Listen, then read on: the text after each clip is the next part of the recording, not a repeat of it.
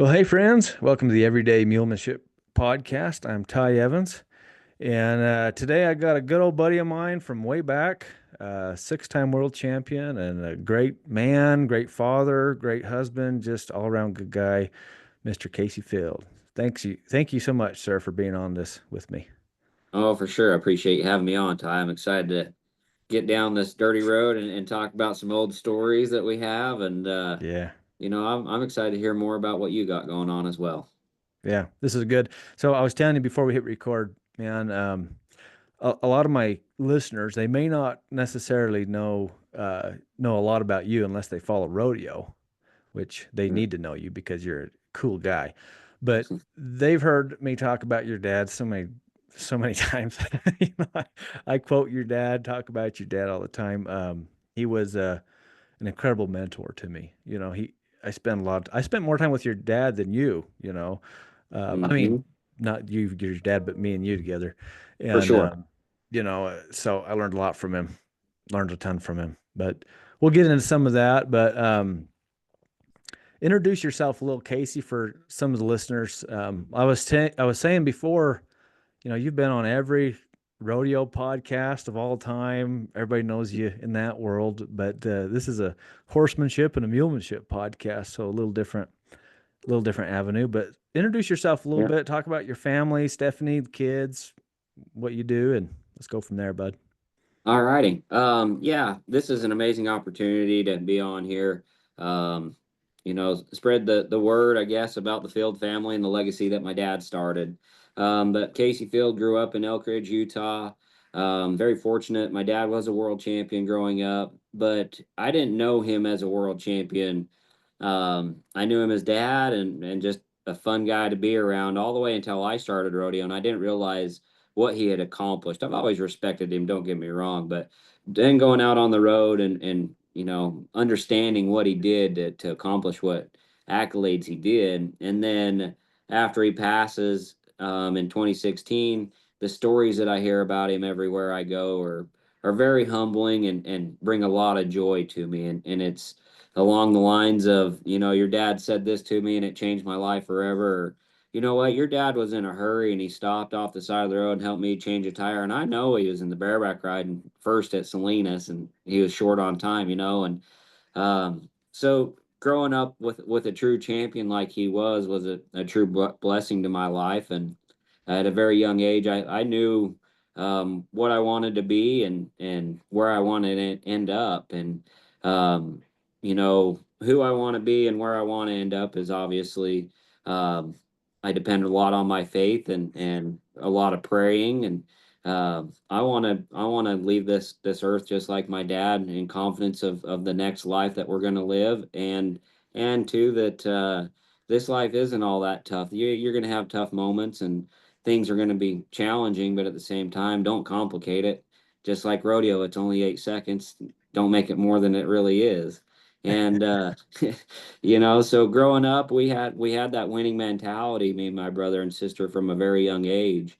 Um, and my mom too was a big influence on my life. She's a special lady, Veronica, and very fortunate to still have her around, be a grandmother to my kids, and her influence is something special. And so I'm very thankful for that. And I went through the high school ranks, the junior rodeos, did all that stuff. Goat tied, breakaway, barrel racing, chase chickens. You know the drill. The junior rodeos around home, and it was probably my senior year, my first year out of high school, that I really wrote down my goals and believed in myself. Right along the time that we got to know each other pretty good, Ty, and then after that, and in my late teenage years, I started rodeoing full time and making a living at it, and really knew I wanted to go far in the sport, and um, I started winning pretty young and then got married at 24 years old and started a family and have three beautiful kids. Chamberlain is 11, my oldest daughter. I got a boy that's 9, Huxon, and a little girl, Remy, that's at 6. And they're pretty brave kids. They don't fear a lot. I love being a dad. It's the best thing in the world. I come home from a long weekend or a short weekend, wherever it be, or even just the afternoon, and I come home, my kids still think I'm Superman and love on me, and it's the best feeling in the world. Yeah. But so I'm a six-time world champion cowboy. I've rodeoed for 13 years professionally. Well, 16 years professionally, made the NFR 13 times, and had a very blessed life. Had a few injuries along the way, but nothing. I guess there was one pretty serious one, but other than that, I was very blessed with a durable body and uh, took a lot of abuse for several years, but I feel great. And with my rodeo career and what I learned to be successful and happy is, the process to get there. And so I'm just on the next discipline in life and just writing down my goals and going about it as hard as I can every day. No, man. I love your mindset. I love your mindset about the goals and all that stuff. Speaking of body though, man, are you sore after getting on the other day uh for the American qualifier? Man, if I just had my conversation with Tim O'Connell recorded, you would have died laughing. We were talking about, man, I was expecting this old injury, my shoulder to be sore, but I'm sore in places I've never been sore. Yeah. Yeah. Uh ride in shape and just like being in shape. Those are different. Those are different things. There's no comparison. Not No, like man. I feel like I'm in relatively pretty good shape. That's one thing with my career. I love the process and getting ready for these competitions and rodeo, and I still do a lot of training. Haven't been on a bucking horse in be 16, 17 months like that. And man, I'm telling you what, I was sore where I couldn't believe I had muscles and like so I ended up qualifying for the American. I have a little over 2 months to get ready, and I'm next week I'll start getting on 2 to 3 bucking horses a week, and Mhm. hopefully I'm about 5 or 6 come the end of March. Oh So man. I've got some Yeah. abuse to go through. Yeah, it's crazy. Like, your mechanics came back like nothing. Like it was just, you knew your job. Like, it looked so good. Everything was great, but yeah, it's just that the durability that changes. I hadn't been bucked off or like hit the ground for a long time. And I was working a mule up in Corvallis, Montana, a big old draft mule. And the guy was doing some groundwork with it, and this thing kept dragging him around, like just just jerking him around everywhere. And so, of course, I'm gonna go over there. I'm gonna show him how to do it. Right? I get a hold of this mule, and this thing takes off, and I am skiing across the arena, and I'm trying to hang on to this thing, and I lose my footing, and this thing, whatever the centrifugal force was, like however it took off, and I lost my footing, like helicoptered me and chucked me over into the fence, like it was like getting bucked off, but I was on the ground. I slammed in that thing and it hurt so bad. I'm thinking, oh my gosh, I'm out of shape. Like taking hits. When you're just used to taking hits, it's no big deal. But when you lose it, man, it's a different deal. But It sure is. It's a different type of pain. man, anyways, Yeah. so something I really wanted to let you share about is your mindset. Because I feel like this is what sets. I mean, these are, mindset is one of the traits of the greats. Like how you control your mind, how you control what you partake of and what you think. Your dad. The book. Well, you know the book with winning in mind. Oh, for sure. Yeah, I Lanny mean, Bassam. yeah. I mean that was a game changer for me. Uh-huh. Your dad was so good at mindset and help just. I owe him so much for shaping the way I view the world. Um, I remember him asking me one time, well, what are your goals? What do you want to do? When I was rodeoing for him, I said, well, I'd like to make the CNFR this year, the College National Finals Rodeo. He's like, that's it. Yeah, yeah. I'm like, well, like, seems like a pretty good goal. you know, as a college guy, that's kind of a top goal, right? And Yeah. but to your dad, it was like nothing. He's like, no, man, you like dig deeper. What do you want to do? What do you really want to do?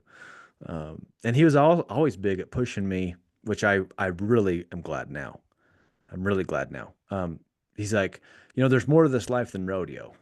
There's more to life than rodeo. And now I know he met on various levels, everything from faith to business to family to life. He said, Someday this rodeo thing's going to be over. What do you want to do?" I'm like, "I don't know. I'm going to rodeo forever."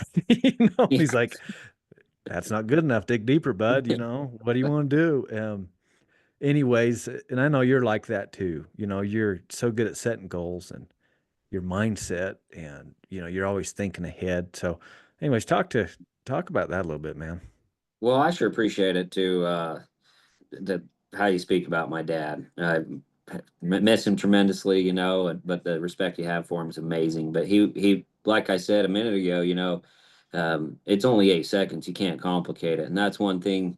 Now, with my mindset being done with rodeo and moving on to the next discipline, whether it be, you know, the cowboy hat business with my brother, or Power Pro with our horse products, it's you just got to figure out the process to win. And my dad, growing up, when we went and built fence, it was, it's not a competition, but at the same time, we're going to be the best at it. It's going to be the straightest fence, but we're going to dang sure have fun while we're building this fence, and we're going to remember this day.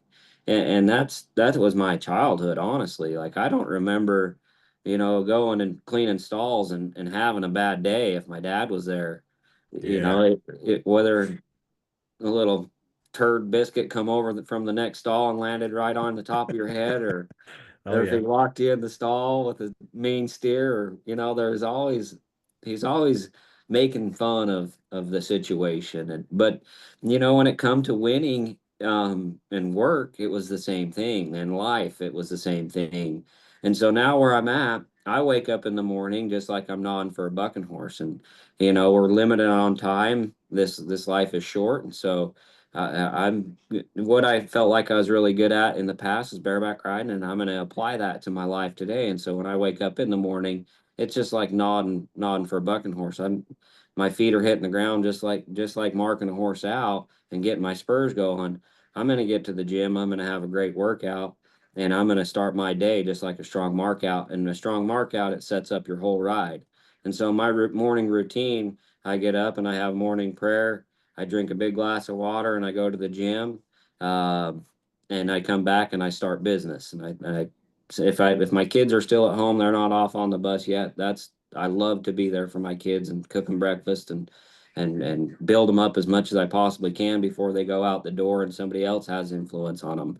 The influence I have on them is very short, so I want to make it a point. And so the mindset that I have is a winning mindset. I don't have time for negativity. It's wasted energy. When you wake up, you have, this much energy in your tank, and you have a full tank. And as soon as you have a negative thought, well, your mileage, your MPG just went down from 22 miles to the gallon to 18 miles a gallon. Now you're, halfway through the day and you only got half a tank. That's in the rodeo world, that's wimpy. But you need to, in the rodeo world, the Western culture, your culture, the horsemanship, the mulemanship that it takes persistence. You have to get up every single morning and get in a routine and ride the mules every single day to see a difference. And so that's my mentality, is I've got to win it every day. I can't predict the future. I can't control what's going to happen tomorrow, but all I can do today is win today. And so that's my mentality. And when I write my goals down, that mentality is easy to keep a persistent schedule with. But if I don't write down my goals, and well, I'll just show you, like these are, I don't know if you can see it too good. It's blurring out, but I've got pages and pages of notes and goals, and some of them are pertaining to my riding for one ride for the American coming up. It might be pertaining to Power Pro and getting product to the right people that will help share the business. Below that, it's winning with explanation points. And every day on my calendar, I handwrite 6:30 in the morning. Because when I handwrite it sticks with me. Some people, their tools and their tricks, how they stay persistent and stay on the path, their tricks are different. But you have to find a routine that works for you and tricks that work for you. And my dad was big on that too. Listen to advice from everybody. Try to use it, try to implement it. But if it doesn't work for you, it doesn't work for you. It's not going to offend the person, that you tried it, or it didn't work for you. But there's always people, in your life that want good for you, just like our Heavenly Father. If you pray and you ask for something, more than likely it might not happen the next day. It might happen several years down the road, but he will help you, and he wants good for you. And when you surround yourself with people like that, again, that it's easy to start crossing off some goals and get some wins. And that's something else too, is when I'm achieving my goals, I'm crossing them off and I'm rewarding myself. I'm Steph. I crossed every one of my to-do lists today, and I accomplished my goals for the day. We're going to get a steak. Let's go over to Texas Roadhouse, babe. We gotta celebrate a little. Like, this feels good to me. Or you know what? Just pat yourself on the back and tell yourself you're a champion. And that's something else too that my dad, taught me along the way, is voice to yourself that you are good. Voice to yourself that you are a good human. Voice to yourself that you do spread joy. And like when I'm getting ready to ride and I'm climbing down in the chutes, I'm telling myself, you're the best. You're the best. You're gonna win. You're gonna win. Strong mark out, have fun. Your preparation will take care of itself after the first jump.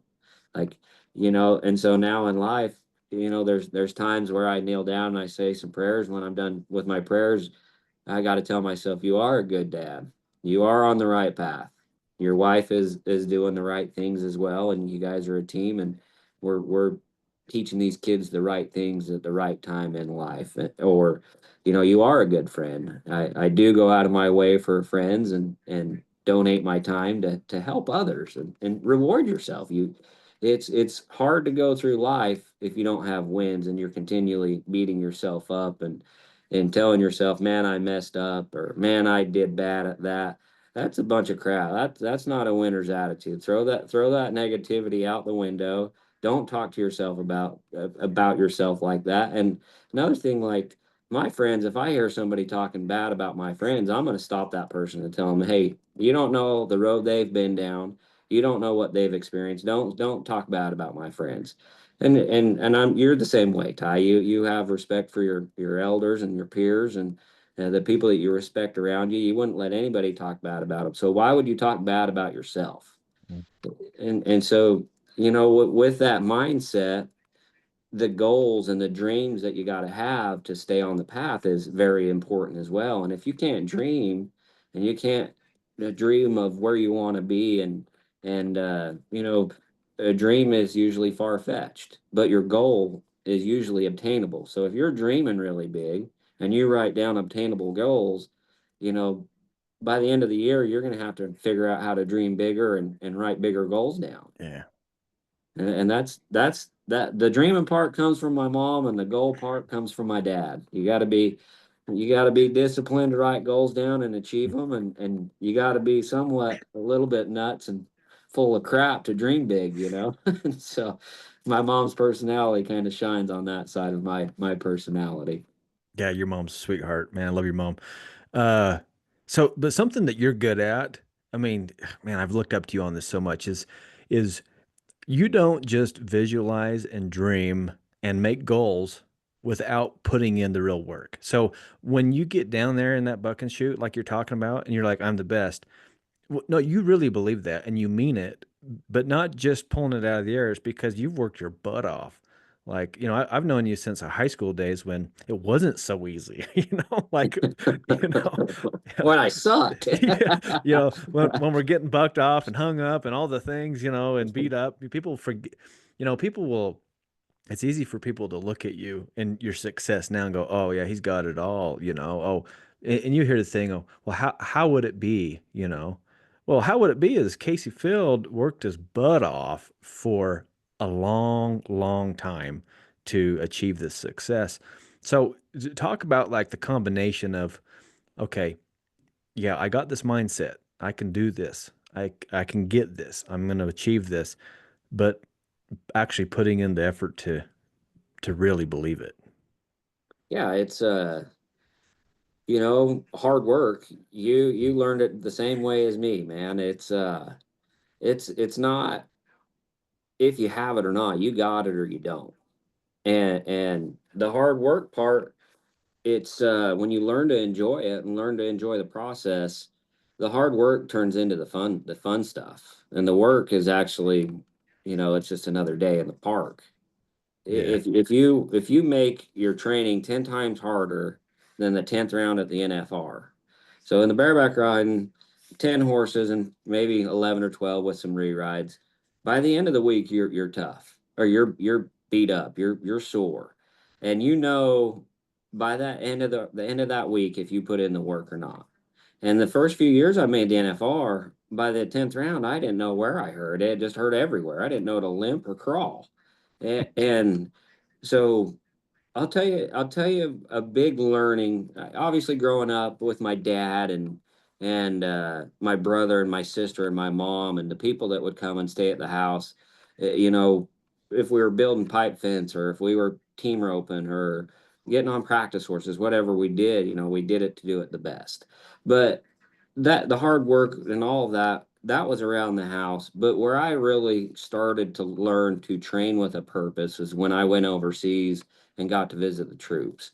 So I was very fortunate. I used to be sponsored by Wrangler. I'm sponsored by Ariat now, but they had a program called the Wrangler National Patriot Program, and if a piece of Wrangler clothing had a star on it, a 25% or 30% of the proceeds went to wounded or fallen families. And I had a lot of passion about, our military. I have a lot of respect for our armed forces and first responders. And so it was a humbling experience to go see war firsthand. It was a scary thing. So first year I go over there, we're in Afghanistan. It's like day 3. We go to the gym and it's 4 in the morning.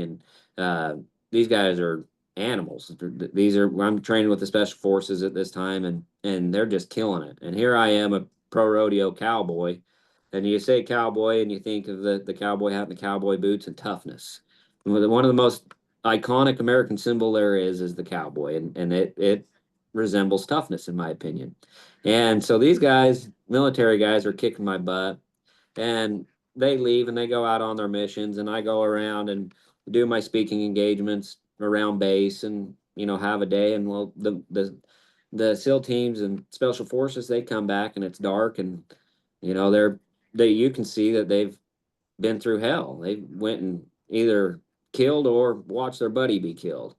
And then the next morning they're there training again, same mentality. And I thought to myself, man, you are a chicken shit. You can't work out. Like, you go and do push-ups and sit-ups and run, but you're not training with a purpose. Mm. So I left Afghanistan a different man. I went over there a boy, and I had success in the rodeo world prior to this and understood winning. But when I understood my potential with a purpose of training, my whole life had changed. When I put purpose um, at the end of every workout, it changed my life. I understood that training with a purpose is how you accomplish big things. What I was doing first was just going through the motions because everybody else did. Everybody else was doing push-ups and sit-ups and pull-ups, and I can do 1,000 crunches. Well, yeah, so can I, or whatever. But when I figured out that I needed to come up with a training program that was specifically for me to accomplish my goals, because no one in the rodeo world or even in the world's experienced personal things that I have to shape who I am today. And so when I came back, that's when I started um, having more success in the arena and having more confidence in any task I was up against. I knew that when I trained with a purpose, my testimony was growing. I was becoming closer with Christ. And in my opinion, when you can accomplish those in this life, especially with all the distractions that there is, life is going to get better. And so life was getting better. Rodeo was getting better. I had a growing family that was young, and being grateful for the things that I had. Those guys they go out and do some shooting and get shot out with their best friend. Their best friend dies, and I started thinking, man, that could be my dad. That could be Tilden Hooper, my traveling partner, who I've traveled with for 13 years. Man, I'm dang lucky to still have these guys in my corner and on my side. Um, and then you start compounding on what you're grateful for, and it's just when you have humility, which my dad was the greatest at, I in my opinion. Um, and you have a purpose, and you're going toward that purpose with a direction. There's not much in life that you can't do. Um, there's things that you might fear, but with the right processes in place, fear is dust. Fear just blows away. Fear is a thing that the adversary, it's one of his tools. It's not Heavenly Father's tool, and so Mm. uh, you know, find your purpose and work toward it. Find a process that works for you. I don't like to use an iPad. It works for other people for notes, but my note taking, what works for me is a pen and piece of paper. Keep Yeah. it simple. It's 8 seconds. Like this life, it can be hard to make it hard. I Yeah. mean, there's a lot of distractions. There's a lot of people that talk negatively and talk about nothing that matters. So dig down, write your goals down, get a purpose, and rock and roll. Let's have some fun. Heck yeah. I love it. I love it, man. The training with a purpose and specific to what you're doing makes a huge difference. And I remember, so at college practices with your dad, he used to make us run laps before we got on. You remember that? He'd make us I run make around my the, students do that now. yeah. And it's funny. So I don't know. I was so obedient to your dad, man. If whatever your dad told me to do, like if he told me to jump on the moon, I would try. I mean, I'm going to try it. I'm going to do it. I just respected the guy so much. But I remember, there's a few other guys that were whining about it. Like, what do we got? We're here to ride bucking horses. We ain't here to run. And I just kept running. I'm like, I'm going to run. Hey, Louis says run. I'm going to run. And I don't know. Your dad was so keen, man. He'd pick up on things. So he'd have me run like that. And then he'd call me, Ty, hurry, pull down and get on. And and I was like, dude, I can't breathe. He's like, get on, pull down and get on right now. Nod, get on. And at the time I'm like, why is he doing this? But then you and I have both been so many reride scenarios, where they run them in and you got to pull down when you're out of gas and get on and nod your head. And at the time I'm thinking, why are we doing this? But then you get deeper and you're like, oh, I see why he's doing this. And so I got to where I could run and I wasn't out of breath anymore. And then I noticed at the rodeos, training like that, doing stuff like that, uh, I know so many guys would get gas just pulling down before they nod, like just right, two ahead of you, three ahead of you, pull down, get on, and they'd be tired before they even nodded their head for the first round. And I'd be like, Yeah, I feel great. Like I feel great. Like I had that cardio built up. I'm ready to go. Um, so your dad was good about that too, training with a purpose and what are you doing, why are you doing it makes a difference all the way. for Um, sure. And he would always ask, "Why are you doing that?" It's like, yeah. I don't know. Jeez, stay off my ass. Come on, man. Yeah. One time I I can't remember what rodeo it was, but I came out and I did good. I had success in college, I and I don't know if remember I I ever remember seeing you get bucked off, Ty. Like even in practice. no, I did. And well, I'll tell you another story real quick. So how I met your dad, how I met your dad. So he put on a rodeo school in Mount Pleasant, Utah. And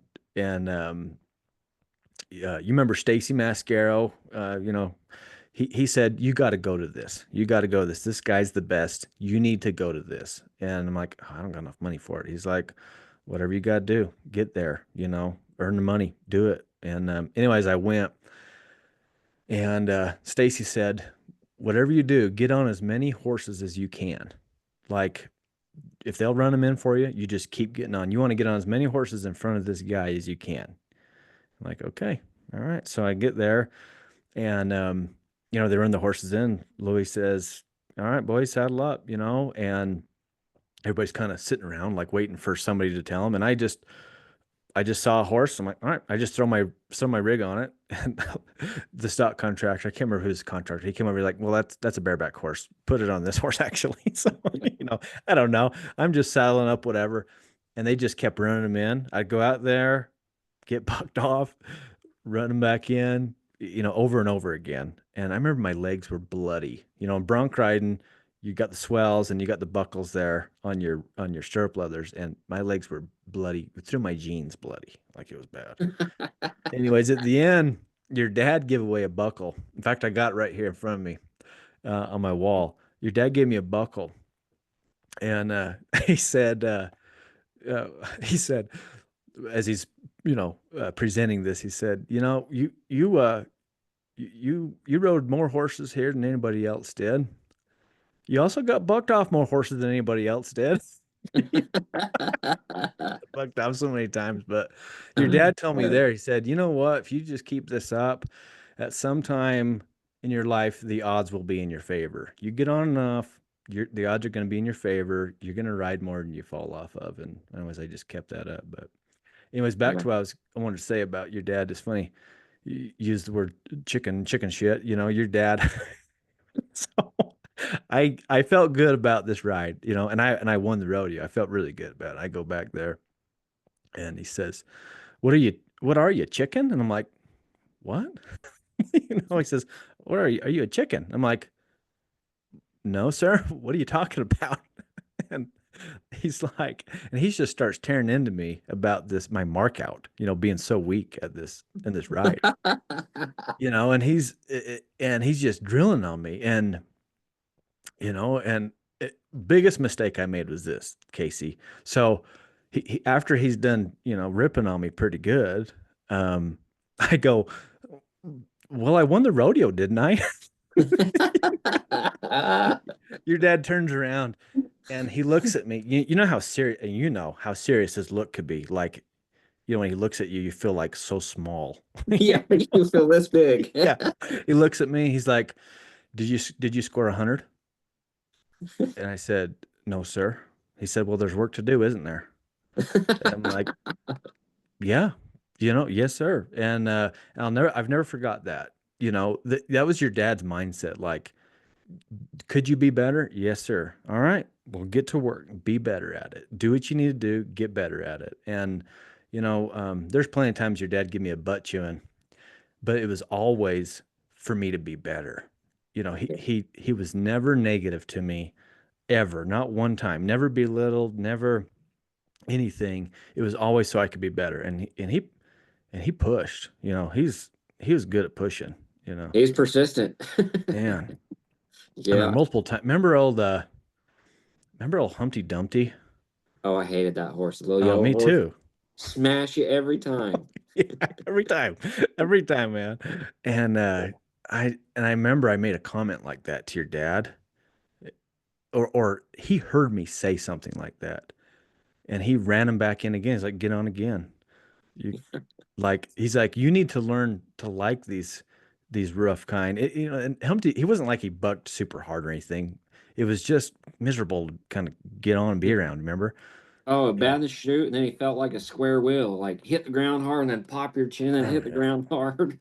Yeah, in Yeah. the bronc riding, the swells would just get ripped from you, or feel like he never dumped me, but it always felt like I never really rode him that good, like I Yeah. just, oh man, that felt terrible. Like I wouldn't want to draw him at the rodeo.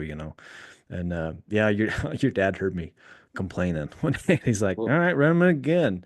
And he's like, "One thing's for sure, complaints don't ride bucking horses." You know, I well, just his biggest thing, like love that it. being said, is like, well, even into my, right before he passed away, he's like, "Why are you looking at the draw? Why do you look at the sheets? Are you going to ride different when you show up because you know a different horse?" And it's like, well, you're probably right, and his mentality with practice was like, you get on these horses and you can win on these horses. You get to the rodeo, you can win on every horse that's at the rodeo. Yeah, And he would always tell me too, dream of the ones that no one else wins on. because you're going to draw the bad ones before you draw the good ones. More than likely, if you go to 100 rodeos, you're going to get on 75 bad horses and you're going to get on 25 good ones.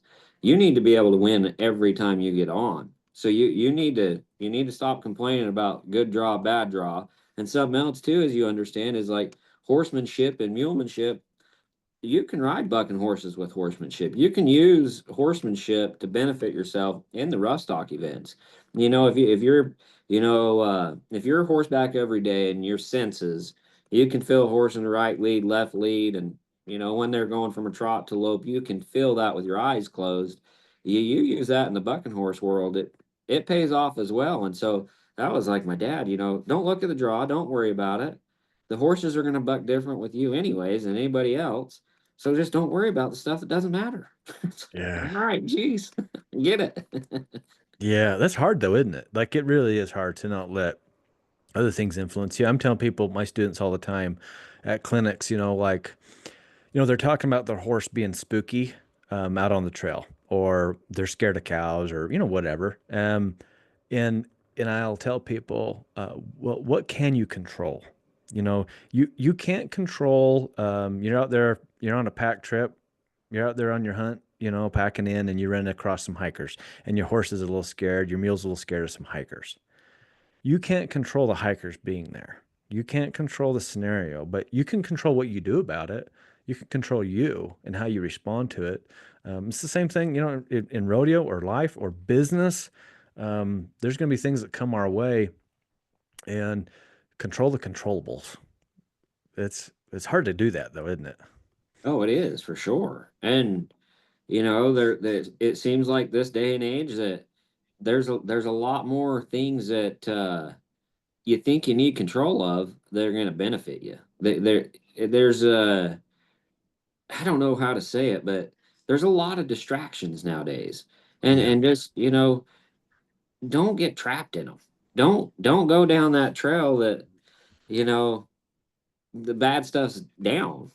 Obviously, with the bad trail, maybe it's your mentality before you even get to the fork in the trail. Maybe if your mentality was that, this is going to be a great day, this is going to be a great ride. When the hiker comes around the corner and spooks your mule, maybe your reaction is going to dictate the end result, I guess you could Yeah. say.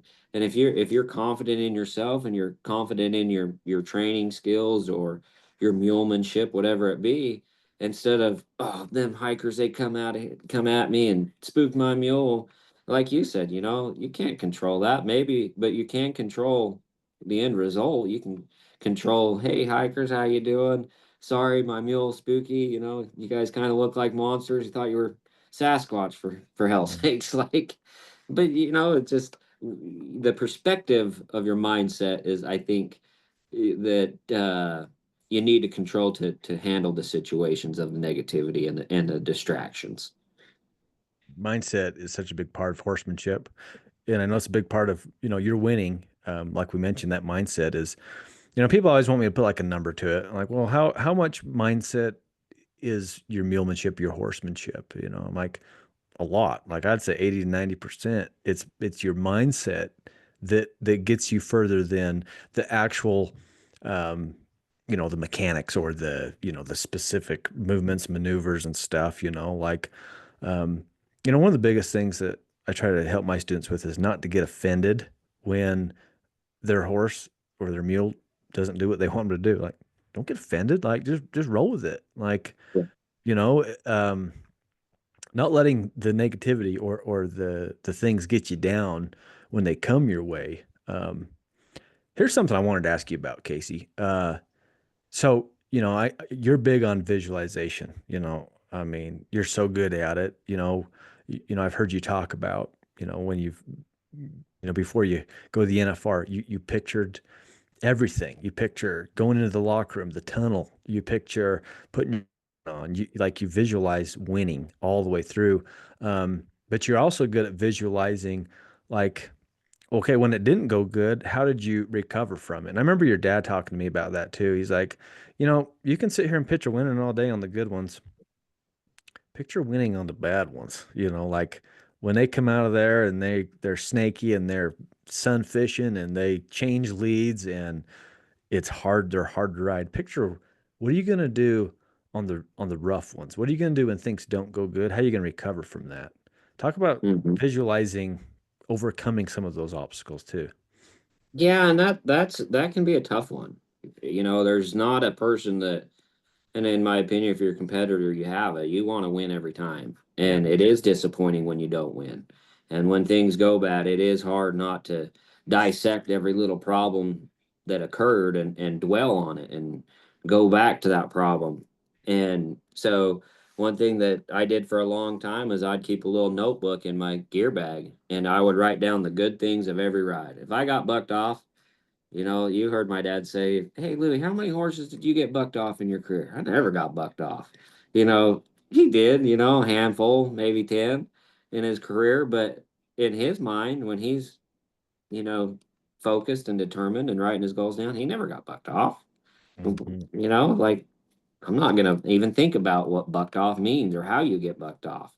But Yeah. my thing is you get back to your gear bag, you write down the good things that you felt and you seen, and it translates into horsemanship as well. And when you load your horse in the trailer, you get in the pickup, write down a few things that your horse did well and a few things that you did well and how you reacted with each other. When you start compounding those things, the bad things, like you said, when you're trying to get a horse to cross over and people get emotional and get upset about their horse not performing the way they want. Well, maybe you didn't put your boots on right and your spurs were hanging a little wrong, or maybe it was you that the horse wasn't performing to his best Hmm. ability or the way that you wanted him to.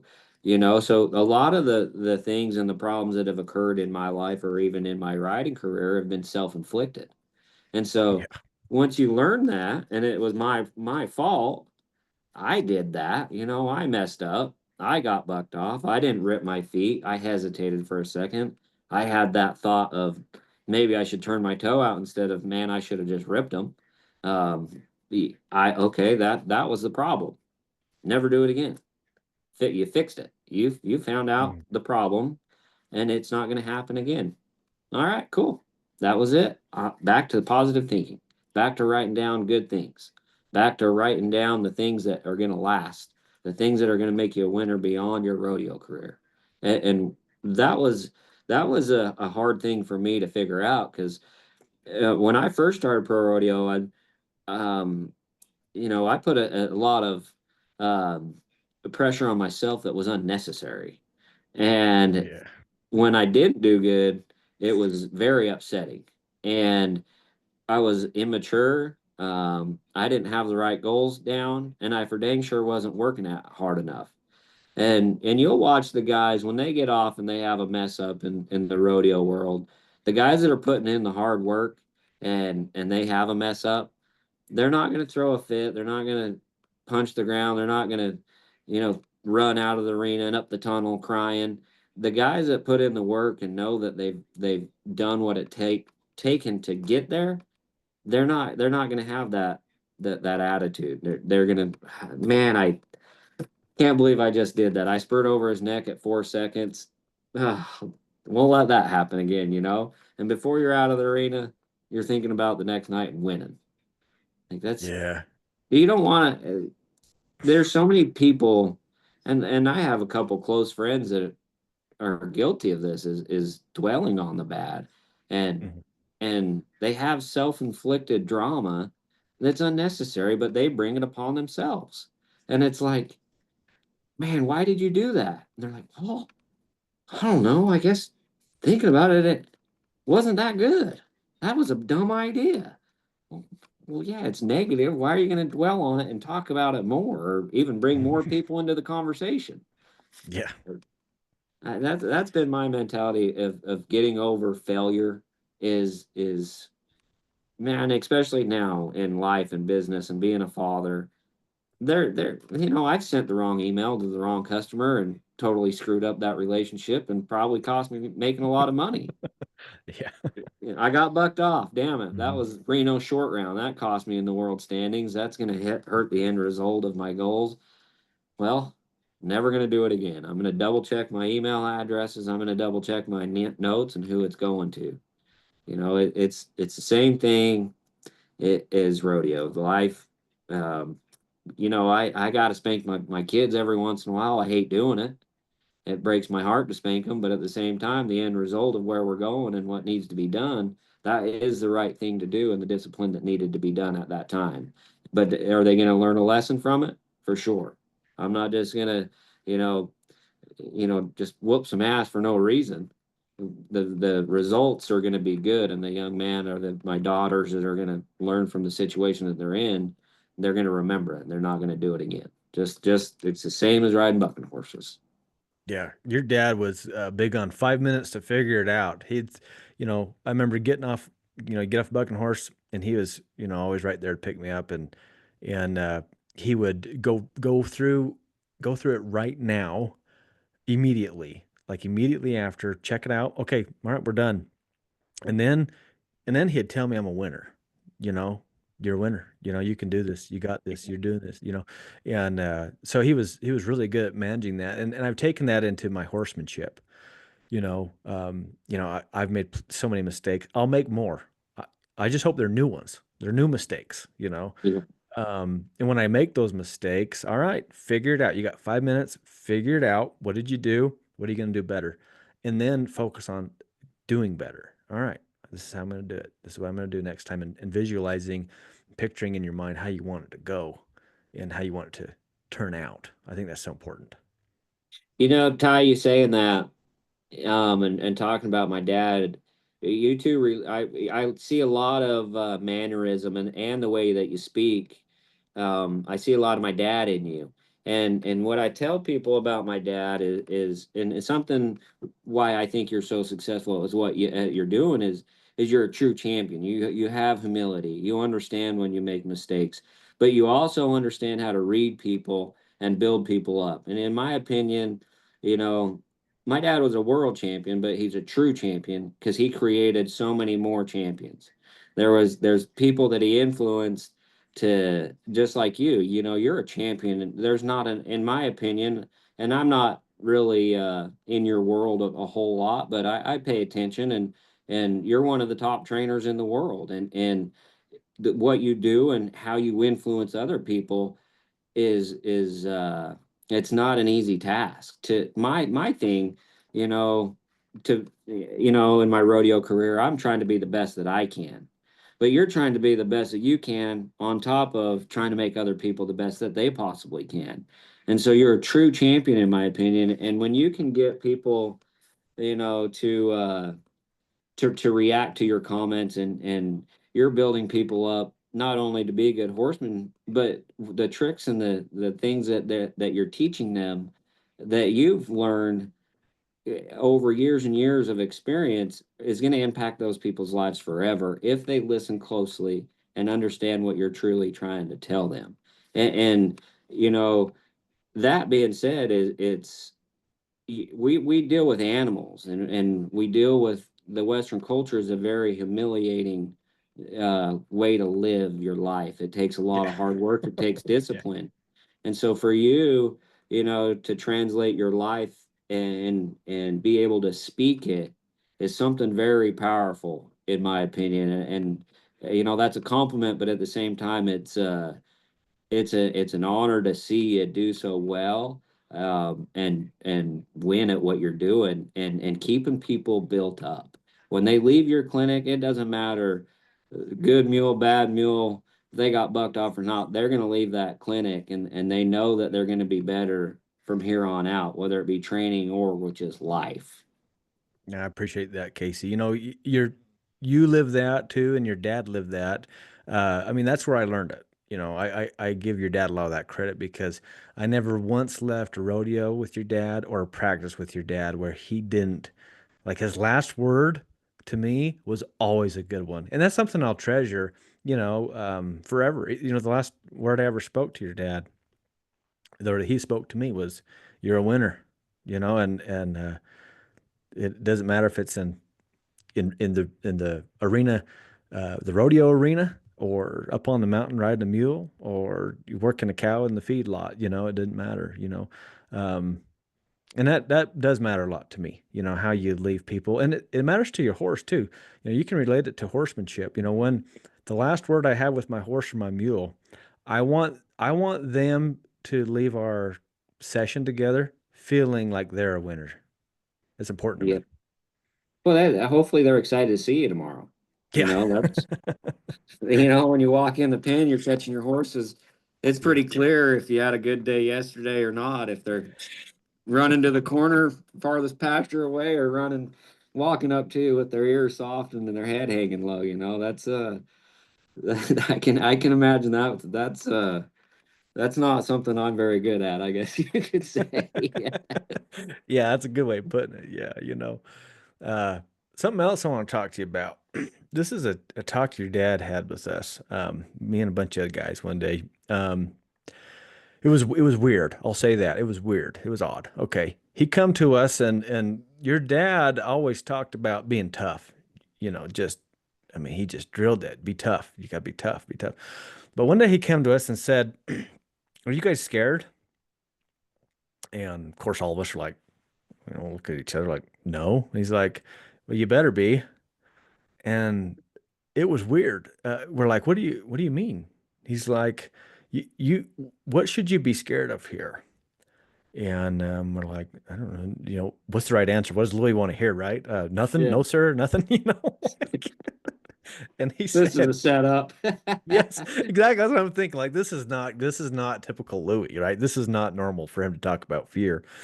And he said, you need to be scared. You need to be scared sometimes. He's like, you need to be so scared of hitting that dirt and fight with everything you got because you hit that dirt, you die. And then I'm like, okay, all right, yeah, but now we're back to the tough mindset. I get it, what he's trying to say, you know. And I remember that. And then as soon as I got to pro rodeo a little bit, I remember watching some great guys, some real champions, like yourself, and others that were world champions. This is before you had won your world titles, but watching some of these greats, and I remember watching a specific bronc rider. I'm not going to say what his name is, but he's about to get down on this bronc, and he is shaking, like he is trembling, and it's the adrenaline pumping and all that. I look at him and I'm like, you know what? Like he's scared. Like there's some fear there. And he goes out there and he just hammers this horse, 89 points and just wins the rodeo. And and then your dad's lesson popped into my head about this whole fear deal, that you you you want to win so bad and you want to be so successful that, anything that's going to stop you, you better be afraid of it, and Mhm. when I finally decided to quit rodeoing, it was an interesting thing for me. It was just at an amateur rodeo in Santa Quin, not far from you, Yeah. And I was just hanging out and I was looking up at Mount Nebo. So I had my saddle on my horse and and my rein was measured. I'm just waiting to pull down and nod my head, right? And I'm just sitting there against the chute and I'm looking up at Nebo and like I had zero emotion about it. Like I wasn't excited. There was no adrenaline pumping. It was just like business. It was just business, like another day. And I remember thinking about your dad and about what he was talking about. The day you're not scared anymore of hitting that dirt, you probably shouldn't be getting on. And and then I remember him talking to me about, there's more to life than rodeo. There's more to life than rodeo.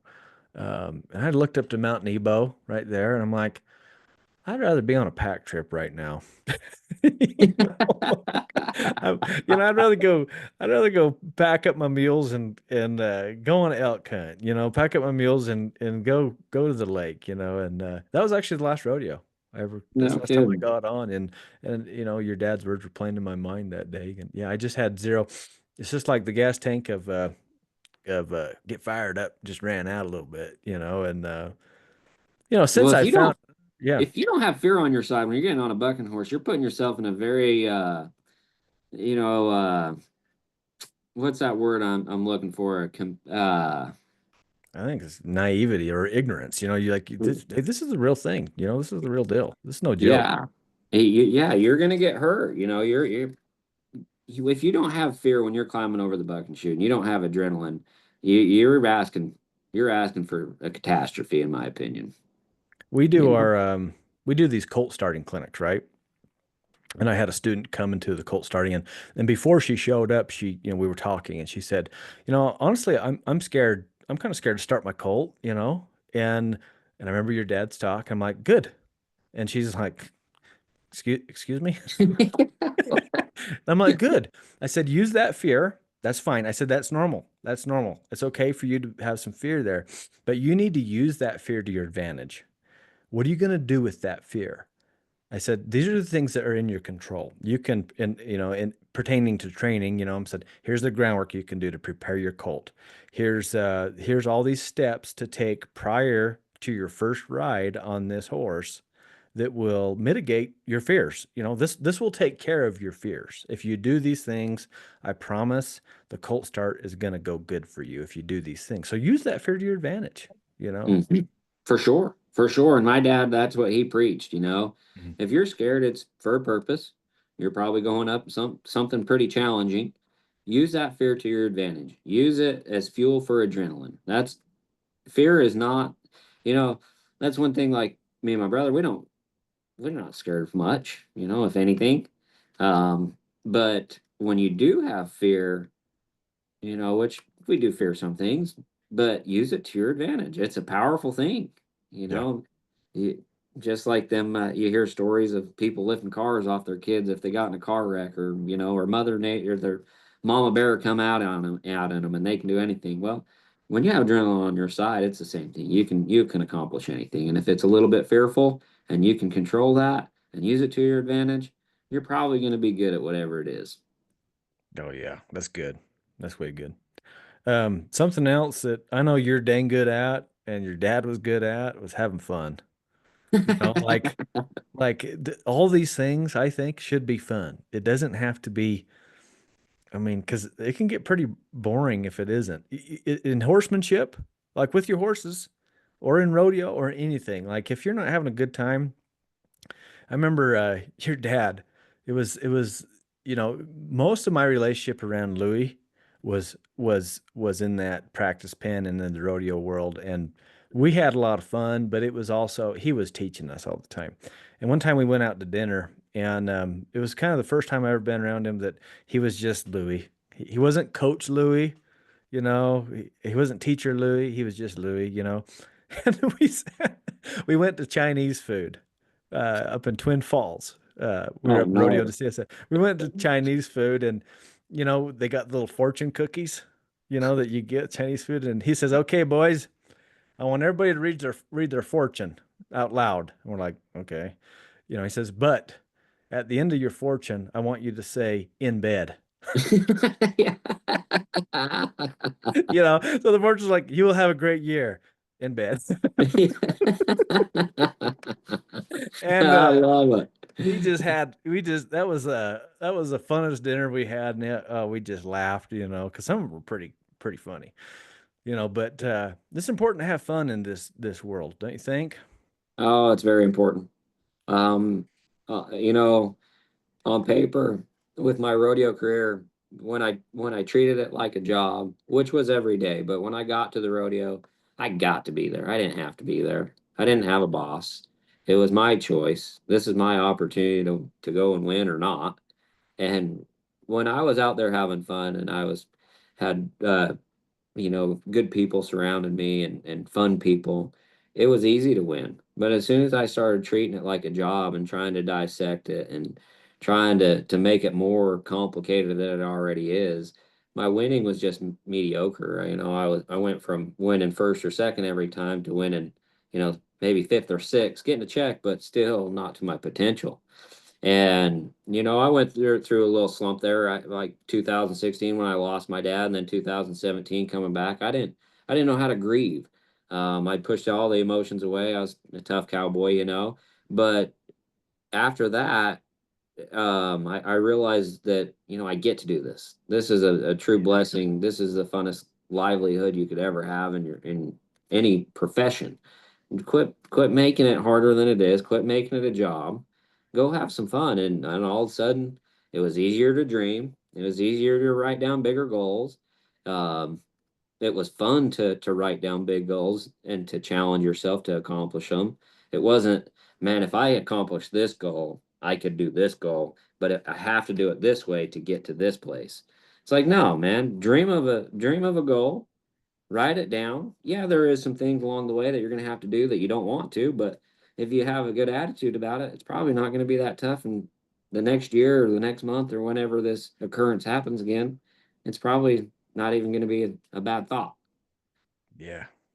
Yes, You it's the same thing in the horsemanship and mulemanship world, man. So I get so many people, like for example, hunting season comes, they take out the horses, their mules, and they have a big wreck or a big problem. And I'll ask, and they'll seek some guidance for me, and I'll say, well, was that fun? And they're like, well, no. And we talk about this because I think you have to earn that opportunity to have fun. So, like for you rodeoing, okay, when you get to the rodeo, by the time you get there and you nod your head in those buck and shoots, the work should be done. You've put in the work. Now it's time to have fun and do the thing. And that's what I tell people with riding too. All right, okay, it's hunting season and you want to go have fun. All right, now is the time to have fun if you've earned it. If you Mhm. haven't earned it, then you're going to have problems. Then it turns into a job, and so the training that we teach and the stuff that we teach, hey, do the work now. Prepare now. You got that big hunt, you got that big pack trip, you got that big trail ride, you got that cutting, you got that competition, whatever. Go have fun if you've earned it. I think that's I important. love that. That's a good way to put it. Yeah. Because it is hard to have fun if you're not winning, and if you don't put in the work, you're not going to win. If you're not prepared for it, then it turns something that could be so fun into something that you're nervous about or something that you're like, oh, geez, or yeah, it just changes the whole deal if you're not prepared. Well, too, and them mules, I've only been around two mules. One was a gray horse or gray mule that we renamed Avalanche because it was a wreck coming down the mountain every time we had that sucker out and put a pack on him. But they're smart and they sense what you're feeling. And if you have nerves of fear before you swing a leg over that mule, that horse kind of has an idea of how you're feeling already, and maybe even a little nervous because you might jab him in the belly with a spur when you don't need to, or Yeah. there's gonna be some times where you have a mule that knows you or a horse that knows you very well. And if you show up with not confidence and you haven't put in the work and you just, get your horse out once a month and think you're just going to go for an amazing ride. Well, you know, little be known that horse can sense what's going on and feels your every emotion. And so, the end result of that ride, do you want to have fun and earn it or just go for a ride and hope you make it back to the trailer? That's that opinion to me, or that scenario of having the right attitude before you ever show up and earning it is something that's important as well. Yeah. Talk about that feel. So in the horsemanship world, we talk about feel a lot. We use this word feel. And I've seen your horsemanship played out when you're around these bucking horses. You could go back there. Now, granted, I mean, you and everybody else has plenty of trouble in shoots at times, right? There's some horses that they're just kind of hard to get by, and you're gonna Yep. have little glitches, and you got to use your horsemanship there really. But what's interesting is like you and Tilden always screwing around. You you guys always are having fun, and there's always a smile on your faces, or you're doing something stupid to each other usually. Yep. Um, but but what's interesting is you get over there time to pull down, and your horses would be cool. Like a lot of times, like they felt good, and I think that feel of the attitude that you had, the I guess when you're having fun and it's good and you got that light heart, it's good. I think the horses can feel that. Then you go over there and you do your thing, and it goes pretty good. Versus some guys, and I'm not picking on how people prepare or anything, but like we both know people that were very intense, super intense, and oftentimes that those are the horses they're leaning. Those are the horses trying to flip over in the chute. And there's times you're going to be tense, no doubt, but um, it's the same thing with mules and horses, man. In the riding world, like if you have that intensity about you, they get bothered by it. They really do. And they're like, "What's wrong with you, man? Like, For is a sure. is a bear going to eat us here? You know, like Well, what's in the going rodeo on?" world, like in the rodeo world too, like the in the buck and shoots, there's horses, a colt, you want to go slow and you want to take it easy, and you don't want your cinched slapping them in the belly. Once you get it one time and it touches them, don't let it fall away from their belly again. You keep your latigos tight and you keep it to where it's not a surprise for this horse. And then there's horses that have been doing this for as long as I have, and they know some tricks, and they're just old sour punks, and there's these young kids that it's still a bucking horse. They're still scared. They're going to tippy toe around this horse and let him get away with these tricks and make it hard for you. They're cheaters. There's horses that will cheat you, and one way to cheat a guy is in the chute, get in their head right off the bat. Yeah, And the horses know how to do that, and I fully believe it. But at the same time, like my mentality, if there's an old horse being sour with me, well, I'm going to get him standing up. I might poke him in the belly. I might even slap him on the butt and get him standing. I'm the boss. Once I get in that chute, I'm the boss, and that horse knows it. But too, like in the horse training world, that skill came from when I was 12 to 18 years old and starting colts for my dad, or my dad would go and buy a barrel horse for $500. It's bucked this girl off 10 times, and Case, hey, here you go. He's a bucker. I hope you can get it out of him. But yeah, the feel and the intuition with that horse and moving them and feeling them and having confidence before you ever get on that horse, whether he bucks or not, getting bucked off isn't that bad. It doesn't hurt. And if you tell yourself that bucking off, that horse isn't going to feel it. And so when you have an old sour horse and your team roping on him, he's 18 years old, and you cinch him up, and and the first run down the arena, even after a long warm up and blow up, he's still wanting to take his head and maybe give you a jump for one or two of them. Well, poke him in the belly. Don't let him get away with that. And it's fun to see, watching guys behind the buck and shoots, the ones that have horsemanship and the ones that don't. And it's Tilden, you said we were always messing with each other. Well, Tilden didn't grow up on horses. He didn't ever ride a saddle horse before a bareback horse. And I remember the first time my dad come to a rodeo when we were traveling together. Tilden won the round, took a victory lap, and his horse ducked off in the roping boxes when they were going to the bulldog in the next event. He almost fell off, and then he comes in front of the chutes, and we're throwing our hats at him, and horse spooks and almost gets falling off again. And my dad looks at me, and goes, "This is who you're traveling with?" I'm like, "Yeah." He goes, "Well, I'll have horses saddled Monday. I think we need to take some victory laps around the house. That's embarrassing." Watching him with his horsemanship behind the chutes yeah, it's kind of fun to poke at him a little bit. But there's true benefits to having horsemanship, and not just in life. When you can read an animal and you can have confidence around a big creature, because you are dealing with a big animal, and it takes courage to do that. And so if you're dealing with these mules and you're dealing with these horses and you're breaking colts, it takes a lot of courage. You need to be proud of yourself. That's yeah. for sure. Gal, your dad was good at that feel, and he taught me how to pay attention to horses a lot too. When I was rodeoing for your dad, it was kind of before I really got into this horsemanship deal. I mean, my dad. I grew up working for my dad, riding colts for my dad. That's what my dad did for a living. So I was around that. My dad taught me a ton.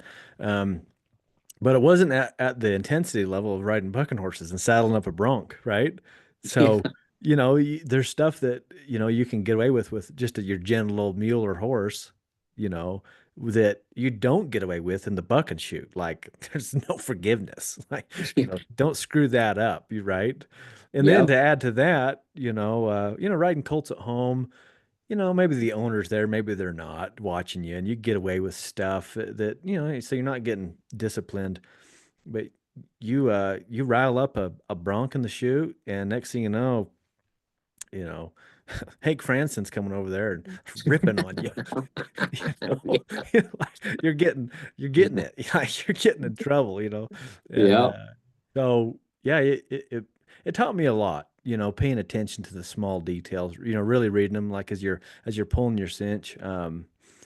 That's one of my just the simplest lesson, but it's so important. Like with starting colts, whenever I'm starting colts, I use all my lessons from rodeo and how you cinch up a bronc. Like don't just hock it to them and drag, jerk that ladder go, be smooth, and it helped me with my colt starting a ton to be better with those things. And like the bronc riding, putting the bronc halter on, and how how you approach that horse and that neck and that eye and all those little details. That helped me a lot with my horsemanship for sure.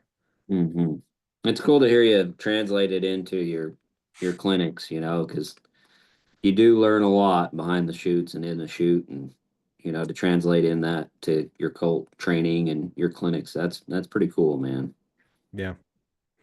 Very cool. So, man, the other thing you guys are so good at is the diversity in your life. Like you're into everything. Like you'll be riding a bucking horse one day, and then you're snowmobiling the next day, and then you're skiing or snowboarding, and then you're doing this and that. And something I appreciated with your dad too, and you is the diversity in your horsemanship. Because you're gonna go you're gonna go ride a bucking horse, and then you're gonna go team roping, and then you're gonna go be a pickup man, and then you're gonna go on an elk hunt. Like, it's just, you know, uh, so shifting away a Yeah. little bit from kind of the rodeo deal, but and talking more about the horsemanship side of things for you. What does that do for your horses being just all the different things that you do? I think that's great. Oh, I'm not buying or selling or trading horses or anything like that nowadays, but to make a good horse is that the diversity that you can show a horse goes a long ways. You know, just broke as could be. If you can pack an elk out on a horse and you can go to the rodeo arena the next day and pick up a bronc and the bronc reins whipping around their legs and their stirrups are flopping around on the bucking horse and hit your horse in the face and he still stays engaged where you can still do your job. And then you can go to the branding pen and walk through, extension cords and the hot fire, branding iron and kids running all over and stand there and keep tight on a calf. That diversity that you'd put a horse through, it makes it to where one simple task is pretty easy when they can do five or six others, and that was growing up as well as my dad learned that training horses. So why can't we do that with our kids, kind of thing? Yeah. And so we weren't just rodeo. We did a lot of other things, like you said, but it come from the horse and learning from the horse. And I think too, like there's so much you can learn from training horses that are good skills to learn in life. But that's something that the experiences and the things that I've experienced in my life have shaped who I am today. And a lot of my skills and I can't just pinpoint it, but the way that I conduct my life just every day, it came from when I was a young boy starting colts from my dad and going and getting them saddled before school and letting them stand there all day and putting in the hard work to where you could earn the fun at the end of the day when you got to the top of the mountain up Payson Canyon and you looked over the valley and is just a beautiful place to be and the situation that you're in and you made it to the top on a colt and maybe you got bucked off once or twice, but you held on to your reins and he didn't get away from you and met you back down at the tack shed a couple miles away. Yeah. But the horsemanship and the diversity of the hard work and having the confidence to get on the horses and having faith in your horses as well, maybe not pushing them into every situation, maybe just letting them go that way, letting them learn on their own as well. There's opportunities where you have to fill those situations. Maybe like a young horse won't jump over a creek and you're sitting there and spur him and maybe you whip him on the butt. Well, maybe the next creek you come to, put your reins down and be very soft and see how he reacts to it rather than just pushing him into the situation guns a blazing. And I think that with having horsemanship and being able to ride a horse picking up and reading stock and reading how to handle them. Is an important tool if you're going to be around these horses and learn from the horses. But that being said, what you can learn from a horse, if you if you're if everything outside of the arena and everything before you ever get on that horse, trying to be a good human being, trying to give compliments. You're a good husband, you're a good dad, you're involved in the community, you have faith in the church or in your religion, whatever it be.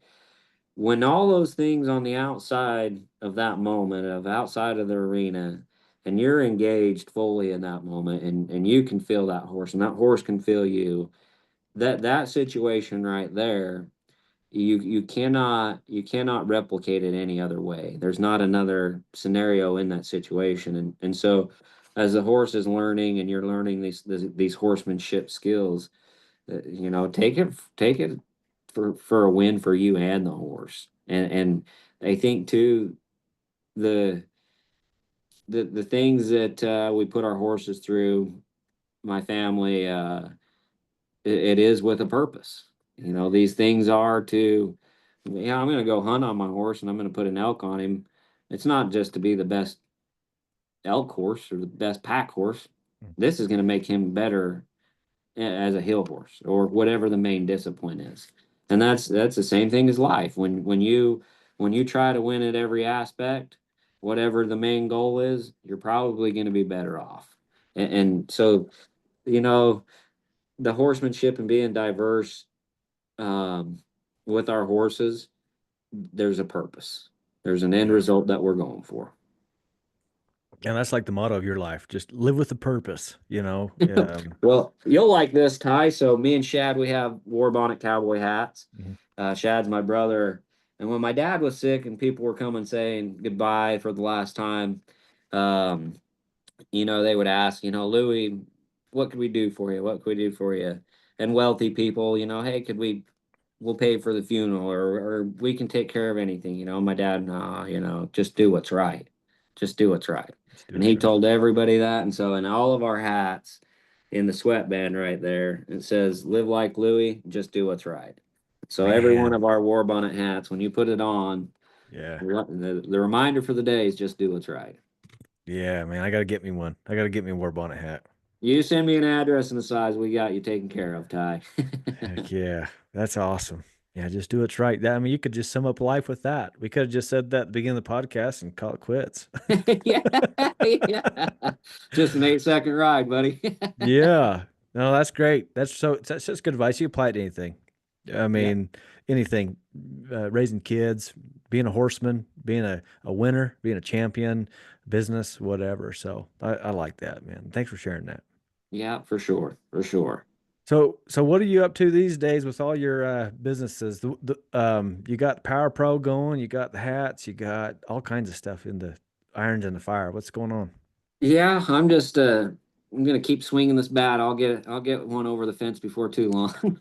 But so yeah, after rodeo, which rodeo is a very busy lifestyle, and Yep. so when I was done rodeo, and I didn't want to have any downtime. When I have downtime, that's when I have negative thoughts. So that's when I doubt myself. And so I don't like to rest. And two, it says it in the Bible, not the Book of Mormon, but in the Bible that it is a sin to be lazy.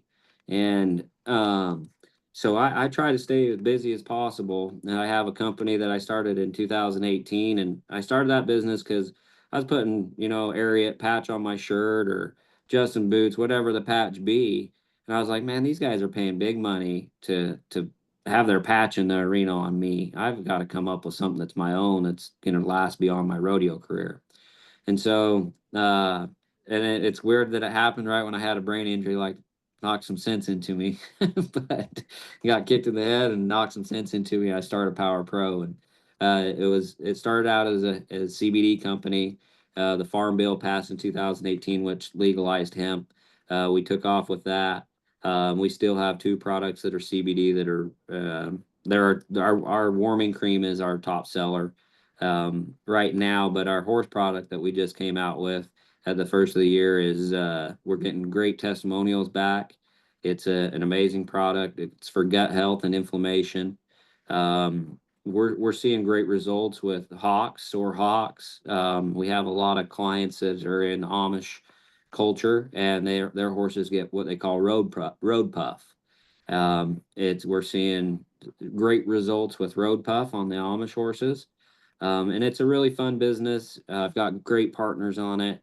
And then the cowboy hat bunny business, me and my brother, War Bonnet Cowboy Hats. He operates everything on that. I'd like to say I'm the face for it, but the company would go down the drain if that was the case. But it's a fun business to stay in the rodeo world and relevant in front of the rodeo crowd with the cowboy hat business, and then payment cowboys. That's where most of my time is spent right now. The credit card processing fee, that 3%. A lot of people don't understand credit card processing, and I didn't as well before this business. But the big woke companies, that are supporting these riots and trying to tear our country down, a lot, probably 94%, 95% of these companies are credit card processing companies because not a lot of people understand what it is. And so it's easy for them to fund these bad things. And so one of our selling points is that we are an American company. But so I've started Payment Cowboys, and I'm trying to create residual income for retired cowboys as well. And so I'm trying to create an ambassador program with a handful of rodeo cowboys that are retired. Luke Branquino being one of them. I work closely with Luke, and he's brought us some good customers, and I give him a large royalty from the customers that he brings to us, just to keep the culture alive. The rodeo world. I don't mean to get off on what from my businesses, but the rodeo world, it is a dying breed. The Western culture is fading away, and well, part of the reason is just like me, what I'm experiencing in retirement. It's hard to make money. It's not 8 seconds at a time. It is a reality check to make a good income for my family and support their needs. And it's been a culture shock for me. It's been a rude awakening, I guess you could say. Yeah. And I want to see my friends do good, and the people that have been close and influential on me, I want to help them financially. And so this is a way that I can do that. And then on the backside of Payment Cowboys, I started Cowboy Charities, and a percentage of our profits from Cowboy payments, Payment Cowboys goes toward Cowboy Charities. We've helped some people, but this year, I started this company in July of last year. Slow to grow, not at 8 seconds at a time, but it's doing good, and we're going to be able to help a lot of people in the Western culture this year, and in a big way. And so I'm very passionate about that business, extremely excited. And then Mason Clements, a bareback rider, made the NFR several times. Him and I have just started a company called Big Horse Roofing. um, it's I'm a blue collar type of guy. I like to use my hands. I like to build things. I like to see the results fast, like fencing. You can straight line A to B. If it's straight, you've done a good job. You put something up that's, gonna keep our animals safe. It's the same thing with roofing. I like to tear a bad roof off and put a good one that I can put my name on. And it's a fun business. It's fun to be in business with Mason. Where I live, it's sad, Ty, that the farm ground, the ranch land's being cut up and subdivided. It's happening very fast, more than I like it. And I'm not the type of guy that's going to sit around and bitch about it. I'm going to find an opportunity and make the best of it. And that's how I kind of come up with the roofing deal. Is Mason is almost done with his rodeo career. We can help each other create something great, and the need right now in Utah for a roofing company is there. And so I'm going to capitalize on that. And my family obviously is number one before business, before my goals on my careers. On the other page, on the front side of that page, is my family and life goals. And to balance everything has been tricky for me. It's not just leaving Friday and getting home on Sunday or Monday and being with the family the rest of the week. I'm gone at 6 in the morning and probably don't get back until the same time they do at school, or maybe even a little later. And so the balance there has been something that's been a challenge for me that I've had to figure out how to rewrite goals and stuff like that. But again, it's the process that I enjoy to win and accomplish big things, and I'm just in the process. I'm just back to the spur board and the bucking machine, and hopefully I can get on a real live horse here before too long and start getting some big wins, and that's where I'm at in life. You know, I'm uh I'm back to the amateur level in business. I'm not a professional winner right now, but winning is on the horizon, and I believe in myself, and I pray a lot about where I'm at in life, and I try to do good. I'm not perfect. I offend people. I make mistakes along the way, but I'm trying to build myself up each and every day, to continue to be a champion. And that's these businesses that I have. It's just like the draw. The timing of these businesses seemed right at the time of starting them. The opportunities were there, and the draw for these businesses. You know, my Power Pro is like grated coconut. It's if I can go and put in the work and I draw this horse and he bucks the way that I feel like he's going to do, and I do my job, I can win. And so that's how I'm taking life right now, and where I'm at currently right now. And then I got a wild hair that you know, I think I can go win $1 million down at the American. And Yeah. so balancing my goals and a little fun on the weekend here and there. Um, it has been a challenge for me, but at the same time, I'm super optimistic about life. I'm very content with life where I'm at, and loving being a dad and a family man, and my wife and my kids are my biggest supporters, and very thankful for them to continue pushing me and being on my team, because that's what it Yeah, takes. you're yeah. You have to have a team behind you nowadays, or life can get confusing and can get hard. I lean on my family and my friends as well. You know, we talk about toughness and, you know, everything we've talked about for the last hour. You know, it's pushing emotions to the side, and I'm tough and I do it this way. But at the same time, you know, I'm human. I have my days. There's days I cry and miss my dad and have questions for him. There's days that, you know, my wife, you know, I doesn't make sense the way she's thinking, and we have an argument. Or my daughter, she's having hell right now with getting her back handspring, and comes out of cheer sad when I leave the rodeo. I'm happy getting bucked off or not. And so trying to coach my daughter to making it understand that she just got bucked off, and life's going to be good. You get another chance at a bucking horse here pretty quick. You're gonna have the opportunity to win. So you know that the things that we talked about, yeah, these are the tools that I've used to be successful, and the challenges that I've had in my life, I've definitely had them. I've definitely had distractions and disruptions, but uh, everything that I've talked about it in the podcast, and the same things that you believe in, it's not that hard. It's believing the direction that you're going, and having faith in who you are, and knowing that you can do good, and you are doing good. Heck yeah, man. You know, as you're speaking about all these different aspects of life, you know, everything from rodeo to family to business to everything you do, you know, there's that quote that comes to mind. How you do one thing is how you do everything. You know, and you've exemplified that. You know, just taking, all right, this is how we're going to do it, and putting that across the board. I think that's super cool. You know, uh, so man, I appreciate all your insight for this show. This has been awesome. Been an opportunity for me. So thank you. Heck yeah, and I'll tell you, it's funny, you know, I said that I see a lot of characteristics of my dad in you, and you know, the things that we talked about on this podcast, I don't think a lot of people would have got out of me, but I think I'm feeling. Obviously, we're close friends, Ty, and I've known you a long time, but feeling very comfortable around you just because of the characteristics that you have from my dad, and it was a pleasure to be on here today and share the things that you know, I've done and the experiences I've had in life. I'll tell you one more thing about your dad that he told me. Because I told your dad one day, I said, I want to be like you. You know, because you know his big goal was he wants to be a champion in the arena, but also just a cowboy. You know, and you know basically defines everything, right?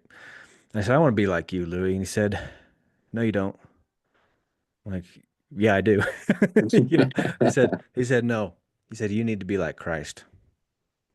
Yeah. He said, that's that. He said, do not, do not, I can't remember the exact words, but like basically, don't worship me. Because I did, man, I worshiped your dad. Like, he meant everything to me. Don't worship me, worship Christ. Be like him.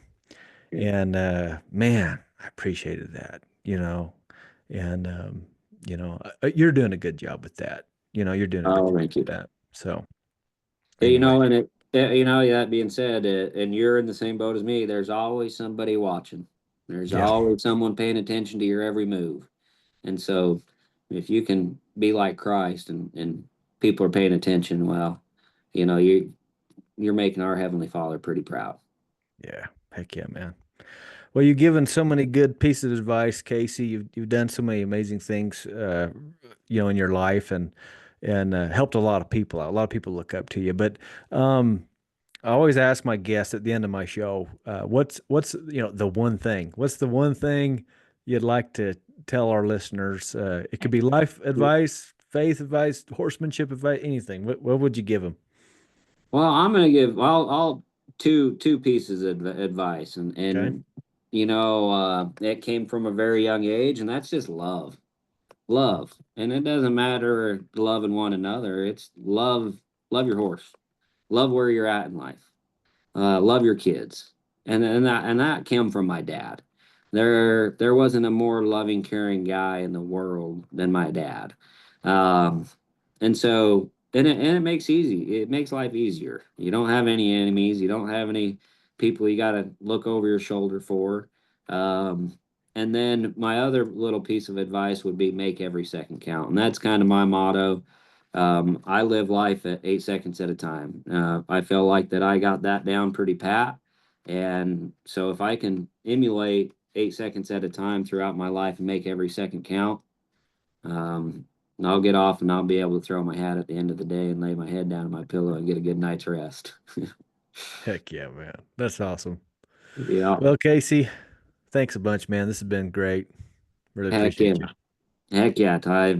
Been a pleasure to be on here, and I'm happy for your success and what you're doing and the way that you're impacting other people's lives too. You're a successful mulemanship trainer and have, great clinics, but you're a great human being, and I'm glad to be friends with you. Heck yeah, man. Thank you. Yep. All right. Well, you guys, thanks so much for tuning in to this show. Kaycee, could you tell them real quick where to find all your information, especially that Power Pro for the horses stuff? Talk about that, where they can find that and all that stuff.